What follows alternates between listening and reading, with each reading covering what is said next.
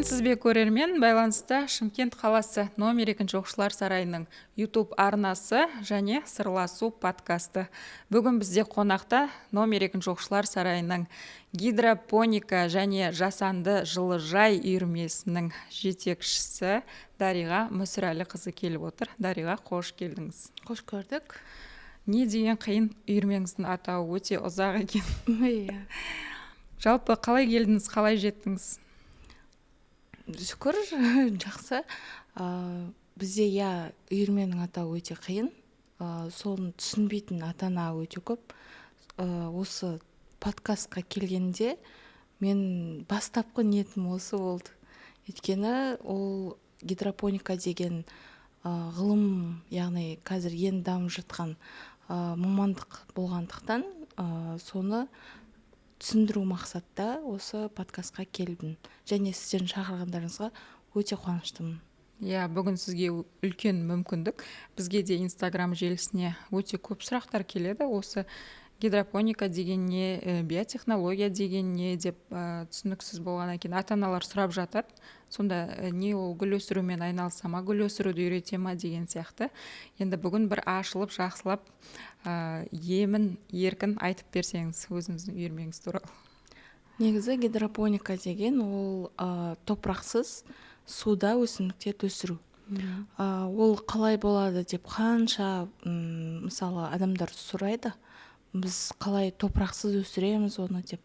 Негізгі мақсат ол жерде топырақтың эрозиясын қалай десем болады, құнарлы топырақты сақтап қалу мақсатында суды пайдаланып, біз өсімдіктерді алу, яғни өсімдіктерді өзіміз қолдан өсіреміз. Су арқылы, субстраттар қосу арқылы. Ол жерде біз барлық өсімдіктерді өсіре аламыз. Негізі микрозелендер, яғни қазір біз кафе, ресторандарда оформлениеға, әсемдеу мақсатында қойылатын микрозелендердің барлығы гидропоника арқылы өсіріледі. Қандай керемет, қымбат сатылады тағы ол. Шөп болғанмен, бірақ адам ағзасына өте пайдалы. Витаминдер, дәрумендер болғандықтан қымбат. Осыны үйірмеде үйретесіздер ма оқушыларға? Қалай өсіріледі, өсірілу жолы? Негізі осы қалай өсіру керек, барлығын біз осы гидропоника үйірмесінде үйретеміз. Бірақ көп ата-аналар оны түсінбейді. Соны мысалы түсіндіру мақсатында біз кәдімгі үйде өсіріп жатқан гүлдерді, бір сабақ гүлдерді, екінші сабақта сол микрозелендерді сабақтастырып өсіруді үйретеміз. Негізгі мақсат осы гидропоника ғылымын дамыту. Негізгі қалай десем болады, енді дамып жатқан ғылым ретінде, мамандық ретінде, агробизнестің қарқынды дамып жатқан мамандығы ретінде қарастыруға болады. Өзің осы салада қанша уақыттан бері айналысасың? Негізі мен ұзақ уақыт айналыспадым, бірақ әлі де тәжірибе жинап жатырмын. Негізгі жылыжайлар бойынша жұмыс жасаймын. Өзіңнің білуімше жеке жылыжайың бар, бірге жасайтын жылыжай бар. Ол жерде бөлме өсімдіктері, көбінесе бөлме өсімдіктері, содан кейін сұранысқа ие лимон, мандарин, бананы тоже оларда бар. Сол қалай десем болады, оқушы өзі көрсе екен. Мысалы, ол жерде жылыжай деген кезде бірінші адамның ойына келетіні ол помидор, огурцы, соларды ғана өсіру деген ой келеді. Ал негізінде ол жерде біз түрлі өсімдіктерді өсіреміз. Мысалы, кеше 8 наурыз әйелдер қыз-келіншектер мерекесінде сыйлық ретінде алынған гүлдерді Голландиядан келеді. Біздің Қазақстанда сорттар аз. Сол сорттарды біз алып, әр сорттарынан үзінді алып, сол жерде біз оны көбейтеміз. Яғни өзіміздің өндірісте қалу мақсатында, көбейту мақсатында солай алып өсіреміз. Жаңа айтып жатқан тропикалық жемістерді де жылыжайда өсіруге болады деп қазір шығып жатыр ғой. Былтыр білуімше сіздер лимон өсірдіңіздер, иә? Иә, лимон өсірдік. Бізде гидропоникада оқушым бар, Бекнасыр деген. Ол бала енді дарынды. Ол жаңағындай өзі ізденіп, маған гидропоникаға жазылмай жатып, жаңа ютубтан шетелдік мамандарды қарай отырып, осы мандаринді өзі қалай айтсам болады, өндірген. Бірақ топыраққа еккен кезде ол шықпай қалған. Осы оқушылар сарайының үйірмеге тіркелген кезде, осы гидропоника жасанды жылыжай бар дегенде тіркеліп маған сабаққа келді. Қазір оның мандариндер өсіп жатыр. Құдай қаласа біраз үмітіміз бар. Ол жаңағындай баладан кәдімгідей өзінің ынтасы, белсенділігі барлығы жоғары деңгейде. Ізденісі, әсіресе оқушының ізденісі.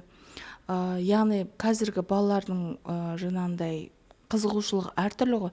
Оны қинап бір үйірмеге қатыстыра алмайсың. Ол қазіргі балалар, ол техниканың дамыған балалар. Ол андай дамыған бала болғаннан кейін бір үйірмеде ұстап қалу өте қиын. Ал жаңағындай қызығушылығы болмаған ол бала, мен ойымша, ол андай алып кете алмайды. Және де оның қызығушылығы сөніп қалады, басталмай жатып сөніп қалады. Ал мендегі оқушылар көбіне қыздар, бірақ бір екі бала бар. Ол екі бала да бірдей жаңағындай түрлі нәрсеге қызығады. Өздерінің өсіретін заттары қызық. Біреуі манго келген, біреуі жаңағындай мандарин. Одан кейін менде бір қыз бар, Жасмин деген. Ол клубника. Біз өткен жылы, Құдай қаласа биыл 2 жыл ғой біздің оқушылар сарайына. Ол қыз Жасмин деген клубниканы өсіріп, кәдімгі қыс кезінде өсіріп, қараша айында егіп, желтоқсанның аяғында жемісін алды. Өзі кәдімгі гидропоника арқылы, және де сол өсімдік өсіре отырып, ол ғылыми жоба қорғады. Осы жерде айтып өтетінім, гидропоника үйірмесінде оқушы өз ғылыми жобасын, өз жұмысын ғылыми жоба ретінде қорғай алады. Оның болашаққа тигізер пайдасы қандай? Мысалы, ол егер осы салада мамандығын ары қарай жалғастыратын болса, қандай да бір пайдасы болады ма? Иә, өте қалай болады, сұранысқа ие мамандық иесі бола алады. Өйткені қазіргі таңда қарқынды дамып келе жатырмыз ғой. Сол дамуға үлес қосатын бір агроном, яғни шаруашылық бойынша мамандық иесі болып шығалады. Бізде осы гидропоника болмасын, қазіргі дамып жатқан мамандықтар бойынша қазақша өте аз. Яғни мамандар өте аз. Соны дамыту мақсатында осылай оқушылар қызықса, біз осылай үйірмелер көбейсе, жаңағындай Қазақстан бойынша ғалымдар көптеп болушы еді. Иә, ландшафтный дизайн деген сияқты мамандықтарда бізде жоқ, иә, ондай мамандық иелері. Одан кейін жаңағы гүлді флорист дейді ғой, орысша. Озеленение бойынша жұмыс жасайтын мамандықтар тапшы, өкінішке орай. Енді бұл үйірмеге келгендер жалпы бұл мамандық саласында кейін бұны таңдап қызмет етпесе де, бастапқы бөлме гүлдеріне күтім жасауды, жалпы өсімдікке күтім жасауды, айналадағы, қоршаған ортадағы талға, өсімдікке күтім жасауды үйренеді. Иә, ол мамандықты өзі жаңағындай сұранысқа ие мамандық деп жатырмыз ғой алдағы уақытта. Бірақ бастамасында оңай нәрсе жоқ. Барлығының қиындығы болады. Бастамасында жаңағындай қыздарға хобби ретінде алсаңдар деп өзім кеңес айтам. Өйткені мен өзім мамандығым биолог-педагог, бірақ менде гүл ол хобби. Яғни мен гүлге қызыққандықтан осылай жаңағындай өз білгенімді үйреткім келеді. хобби арқылы адам табыс табуға да болады. Егер өзіңнің жақсы көрген хоббиіңді дамытқың келсе, мамандықпен бірге алып жүрсең, ол қалай айтсам болады, өте жақсы үйлесімді табыс және де жақсы үйлесімді шаршау болады деп ындай қызығушылықпен істеген жұмыстан шаршамайды деп айтады ғой. Иә, соны айтайын деп жатқам ғой. Мысалы, ол өміріңнің әрбір сәті бір қызықты болу үшін өзің әрекет ету керексің. Менің өз ойымша, жаңағындай хоббиің және де мамандығың сенің өміріңе, яғни сенің әрбір басқан қадамыңа саған рахат сыйлау керек. Яғни осы өмірде сен құр жүрген жоқсың. Сол бойынша мен оқушыларға тек үйірме жайлы ғана емес, жаңағындай өздерінің мамандықты дұрыс таңдау бойынша да кеңес берем. Әсіресе қыздарға. Енді осы өсімдіктер адамның жан дүниесін сезеді деп жатады. Кейбір үйлерде гүл өспейді, үйдің аурасы дейді, адамның көңіл күйі дейді, әсер етеді дейді. Сол қаншалықты рас? Негізі былайша айтқанда, адам мына гүл значениясы, мағынасы басқаша, неге оны өсіріп жатсың дейді. Ал негізі ол ешқандай миф қой. Женский счастье ма, ана бір гүл бар ғой, соны өсірсе қыз тұрмысқа шықпайды екен деген ба? Жоқ, ондай ешнәрсесі жоқ. Негізгі қалай айтсам болады, бұл гүлдердің барлығы, біз қазір бөлмеде өсіретін гүлдердің барлығы жаңағындай далада өсетін өсімдіктер. Негізі олардың ешқандай несі жоқ, адамға ешқандай, қалай айтсам болады, жамандығы жоқ. Ол өсімдік қой, әшейін өсіп жатқан. Тек оны өсу-өспеу сен баптауыңа, қарауыңа байланысты. Иә, сен оны қалай қарайсың, топырағын ауыстырып, өзің жақсы көріп, жаңағындай суын уақытылы құйып тұрсаң, жаңағындай махаббатыңды бөле алсаң, уақытыңды бөле алсаң, ол әрине гүлденеді. Андай маған көп айтады да, жаңағындай мына гүлдің значениясы мынандай екен, жаман екен, сонда ол болмай ма өсіруге деп. Доллар гүлін өсірсең үйіңе ақша ағылып келеді. Иә, ол сөзде бар. Шын ғой, солай сатып алғанбыз үйге гүлді. Бірақ ол не емес қой, ол әшейін гүл ғой, доллар. Негізі оның аты замиакулькус қой вообще. Қандай? Замиакулькус. Негізі оның әрқайсының өзінің латынша атаулары бар. Біздің қазақтар ырымдап аударып алған. Андай қазақтар болғанда, ол жаңағындай орыстар да солай аударған ғой. Бірақ өзімізге ыңғайлатып аламыз ғой барлық нәрсені. Ал негізінде оның адамға ешқандай несі жоқ, миф қой.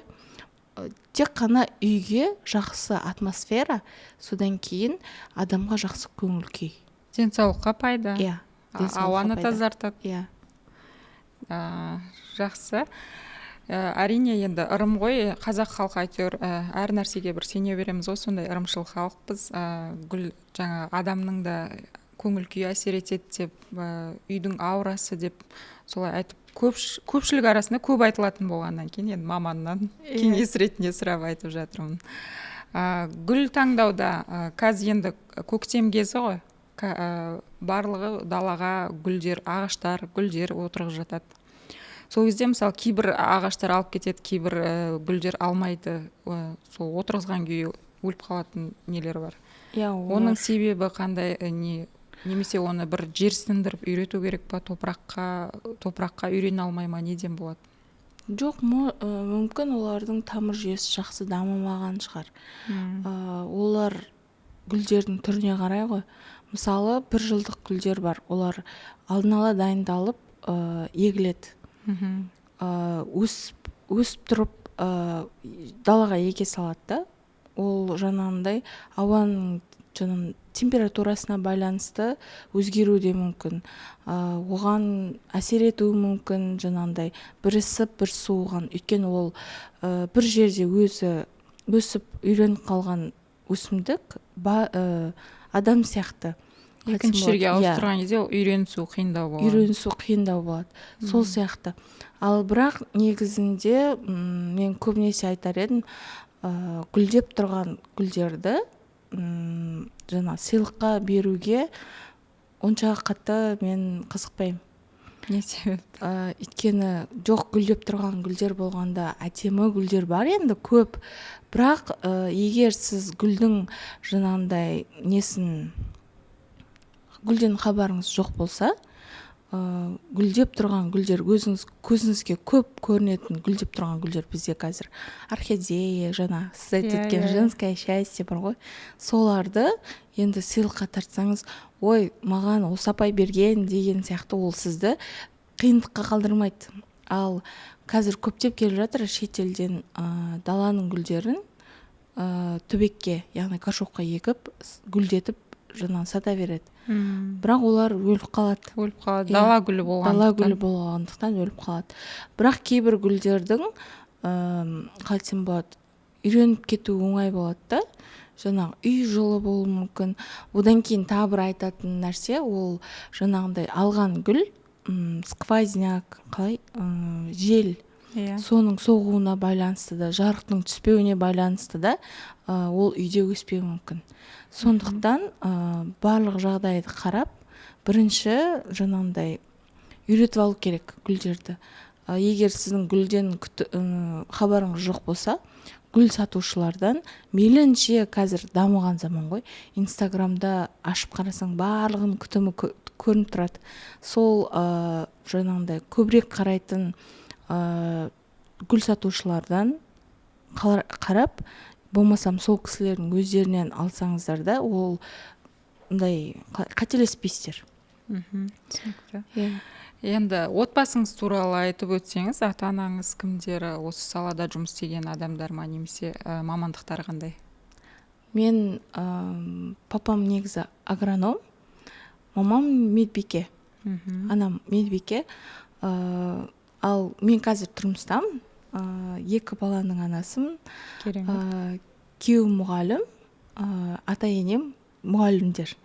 Өзіміз мұғалімдер отбасымыз. Сондықтан ол кісілер мені жақсы түсінеді және де қолдайды. Не бастасам да дұрыс, қазір дамыған заман, барлығын біл, оқы, көр.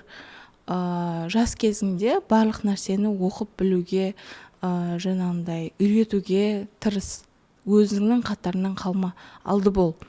Алды болып жаңағындай үлгі көрсететіндей мұғалім бол, өйткені сен шәкірт тәрбиелейсің деп, ол кісілер маған қолдайды. Көбіне сол кісілер үлкен жаңағындай қолдау білдіреді.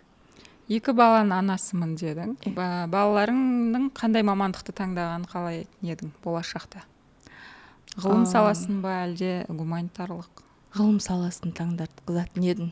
Өзім айтам, ұсынам, бірақ сен мынандай мамандық таңдайсың деп айтпаймын. Әлі кішкентай ма? Әлі кішкентай, бірақ олардың бала туылғаннан бастап, олардың жаңағындай дамуында әртүрлі болады ғой. Бір үйдің 5 баласы болса, 5-еу 5 түрлі болады. Тура сол сияқты менің жаңа ұлым мен қызым да 2-еу 2 түрлі. Бірақ мен өзім педагог болғандықтан, педагог негізі психолог та болады ғой, баланың дамуында қалай дамып жатқанын білесің. Өзімнің балам мен қызыма мамандықтарды айтамын, ұсынамын, бірақ өз таңдауларын өздеріне қоямын. Жаңағы айтып өткеніндей, өзінің хоббиі мен мамандығын қатар алып жүретін білімді ұрпақ тәрбиелеуге ең алғашқы осылай өзіме өзім жаңағындай басқа шәкірттер тәрбиелеймін ғой, бірақ мен бірінші орында анамын. Ана болғандықтан өзімнің жаңағындай ұрпағым елге еңбек сіңіретіндей ұрпақ тәрбиелеуге тырысамын. Ата-аналармен қарым-қатынасың қалай? Үйірмедегі жаңа балалардың ата-аналарымен. Ол кісілердің қызығушылығы бар ма? Қандай сұрақтар қояды саған? Қызығушылықтар қалай десем болады, мен ата-аналармен жақсы араласамын. Араласқанда тіл тапса аламыз. Байланысып сөйлесіп сұрайды ғой қазіргі енді балам не үйреніп жатыр үйірмеде деген сияқты. Мысалы жаңағындай мынандай нәрсе болып жатыр еді. Содан кейін ата-аналар біледі ғой жаңағындай гидропоника, жаңағындай гүл деп айтамыз ғой, енді түсінбейді ғой гидропоника десең андай ол не ол деп ше. Сосын кейін содан кейін де жасанды жылыжай деп қостым биыл осы оқу жылында. Өйткені гидропоника дегенді біз әлі да андай көп адам түсінбейді да. Сол кезде гүл өсіреміз, өсімдік өсіреміз деп айтқан ғой. Жаңа ата-аналардың өздері суретке түсіріп жібереді. Дариға апай осындай мына гүл мынандай болып жатыр, не істеймін деп. Көбіне сондай сұрақ болады да. Ал өзінің жаңа балаларының жұмыстарын бір оқушыға бір гүл отырғызады, өзі тамырынан өндіреді. Сол өндірген өсімдікті жаңағындай күнін, айын біз дәптерге жазып, өзінің жұмысын реттейміз. Сол жұмысты қай кезде қондырды, қай кезден бастап өсті, сол жұмысты жаңағындай төбекке отырғызып үйіне береміз. Сол кезде ол гүлі қалай өсіп жатыр, соның барлығын оқушы өзі зерттейді. Яғни оны тек мұғалімнің ғана жетегімен ғана емес, өзінің жұмыс ретінде қарайды. Сол бойынша ата-аналармен негізі жақсы байланыстамын. Сол уақытта енді қызығатын шығар, енді балам осындай күшті керемет гүлді өсіріп алып келді үйіме деп. Және де кейбір ата-аналар бар, жаңа мүлдем гүлге қызықпаған, бірақ баласы жаңа қызы осы үйірмеге қатысып жатқаннан кейін мен мынандай гүл алдым деп ата-ананың өзі маған жазып отырады да. Мейрамға сыйладыңыздар ма жақында? Жаңағындай қыздарым мамаларына өздері өсірді гүлдерін, сол гүлдерді алып кетті. Яғни көмей гүлдейтін пайдалы гүлдерді. Ол жерде бізде герань гүлдері, қазтамақ деген гүл, ол негізі емдік өсімдік болып бөлінеді. Және де бөлме гүлі ретінде ауаны тазартады, адамға жақсы көңіл күй сыйлайды. Сол гүлдейтін мыналар қашан гүлдейді деп. Содан кейін оқушылардың бір маған күшті эмоция сыйлайтыны, гүлді өсіреді, тамырлатады, одан кейін оны түбекке егеді ғой. Содан кейін гүлдейтін гүлді алып алғаннан кейін апай мынау қашан гүлдейді деп тағазданып жүреді. Негізі біздің ғылым 1 айда 2 айда бола салатын нәрсе емес. Оған үлкен уақыт керек, шыдам керек. Шыдамсыздар жаңағындай шыдай алмайды. Болмай жатыр деп. Біздің артымызда да бізге сән беріп тұрған мына гүлдер, сіздің туындыңыз, айтып өтейік. Өте керемет. Қандай гүлдер? Бұл жерде фьюкстардың 2 түрі ғой. Одан кейін шифлера, семейное счастье, және де авага деген. Авага деген ол алоэ бар ғой біздің. Алоэ гүлінің тұқымдасы. Бірақ бұл гүлдейді. Және де бұны емдік ретінде қолдануға болмайды, тек әсемдік ретінде. Ал алоэ гүлі ол жаңағындай күнделікті 3 жылдық алоэны бет күтіміне, шаш күтіміне қолдануға болады. Қолдануға. Көбіне гүлдерді, емдік гүлдерді алып алады да, бірақ оның қалай күтімін қалай екенін білмейді. Оны қалай қолдану керек екенін білмейді. Кейде кері әсері болып жатады. Ол гүлдің жаңағындай қалай қолдану керек екенін білмеген жаңағындай қалай айтсам болады, білмейтін адамдар. Гүлге кері әсері болып жатады. Кері әсері болып жатады. Кім қояды осы гүлдердің атын? Қандай қиын? Бір қазақша ат көрмедім гүлдерде да, барлығы бір шетелдің аттары ғой. Негізі бізде ғалымдардың өзі латынша ғой. Ол қалай айтсам болады, көп неге ортақ, мемлекеттерге ортақ ғылыми атаулардың өздері де латынша әріптермен жазылады. Бізде жаңағында тюльпаны, қызғалдақтар. Ол қызғалдақтардың да атауы негізі латынша. Өйткені бір латынша, бір ортақ терминді қабылдаса, ол қаншама елге түсінікті болады. Ал біздің қазақша бір жусанды жусанның да латынша атауы бар. Бірақ біздің қазақ халқы өзі жусанды жақсы көреді. Сондықтан ол ортақ атауды ғалымдардың жаңағындай бастамасымен осылай ортақ айтылады, бір гүл. Өйткені әр елде әртүрлі айтылса, ол түсініспеушілік болып қалады. Ананы біз шығарғанбыз, мынаны біз шығарғанбыз деп. Соның өзінде біздің Шымкентте жаңағындай қызғалдақтың түрі бар. Біздің өзі Шымкенттің эмблемасы. Иә, қызғалдақ.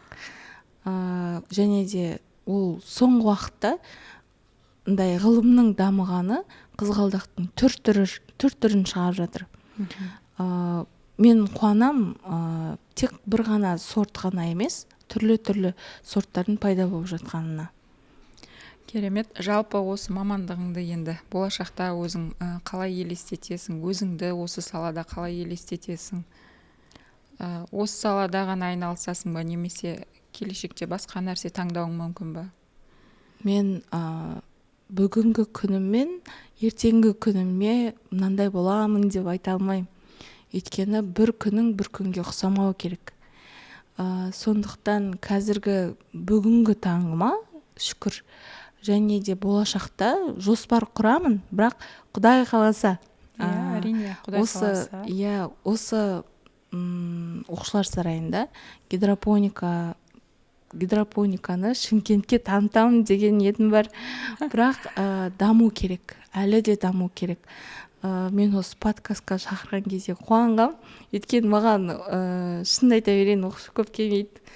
Жаңағындай ғылыми жобалар жасаған кезде көптеп қиындықтар болады бізде. Оқушы шыдамай кетеді, мынау болмай жатыр ғой деп. Өтірік емес, ол өсімдік кейде өліп қалады.